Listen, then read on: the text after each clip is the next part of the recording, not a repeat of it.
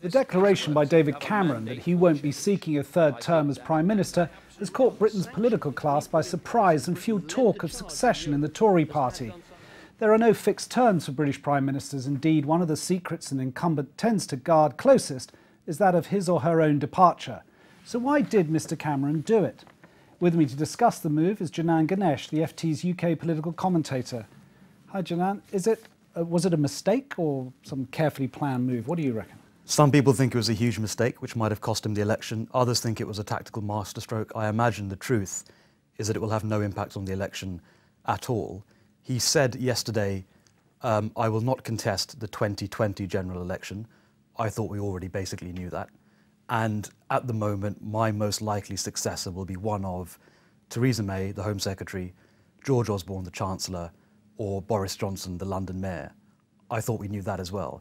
So I think some in Westminster are over-egging this a little bit. It's surprising to hear the Prime Minister make explicit something we already really knew, but we did already really know it. I mean, but it's also the timing surprising, isn't it? I mean, we're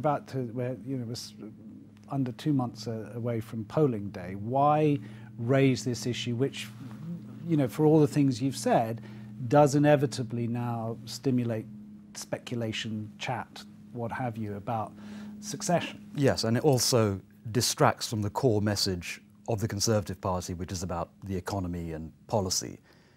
Lynton Crosby, the Conservative campaign director, hates anything to do with political process. He hates process stories. And the Prime Minister has created a process story by talking in the way he did last night. My guess is, having talked to a few people, they expected this question of his likely departure date to come up during the election campaign itself over the next 6 weeks. And so by getting their answer out there preemptively, they sort of kill it before it widens into a political problem for them. I think that overestimates how interested people are in his likely departure date. I think they expected that he would contest, he would serve most of the next Parliament and stand down either after a Europe referendum halfway through the Parliament or maybe just before the 2020 election.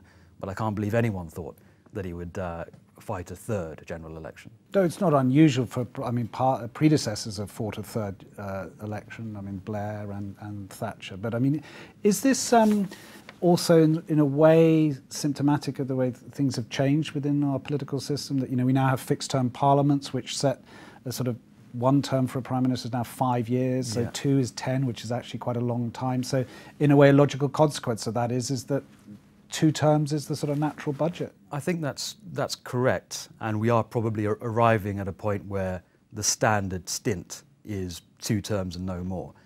I also think what's different with Cameron is that he became a national figure quite a long time ago. He was Conservative leader in December of 2005. So he was a frontline politician, very frontline, for 5 years before becoming Prime Minister. He's been Prime Minister for 5 years. So it's quite a long time to be out there. And I wonder whether that makes it all the more incumbent on him to say, I'm not going to be there forever, because it's not just the past 5 years, it's the past decade that we've known him. So effectively, if you think about it, he's in his first term as a Prime Minister, but he's already approaching the second term as one of the 2 or 3 most famous politicians in the country. So maybe it was a bit more incumbent on him to draw this line at some abstract future date than it would be had he become a Conservative leader much more recently.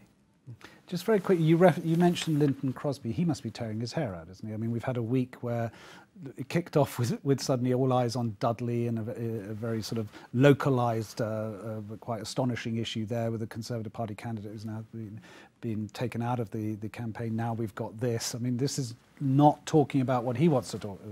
I think he tears his hair out whenever the subject is anything other than the economy. And last week there was that humiliating little scandal in Dudley about the Tory candidate. Now it's a political process story, which, as I said, he absolutely despises. His calculation must be that the Tories' best chance of being re-elected is if the next 6 weeks are all about economic management and, to a certain extent, David Cameron himself as a more favoured leader to Ed Miliband. And anything at all that distracts from that, I think, will drive him up the wall. But my guess is the public out there don't care too much about the comments Cameron made last night, and this story will fizzle out over the next few days. Janan, thank you, and thank you for watching. To read more from the FT comment team, please go to ft.com/comment. Goodbye.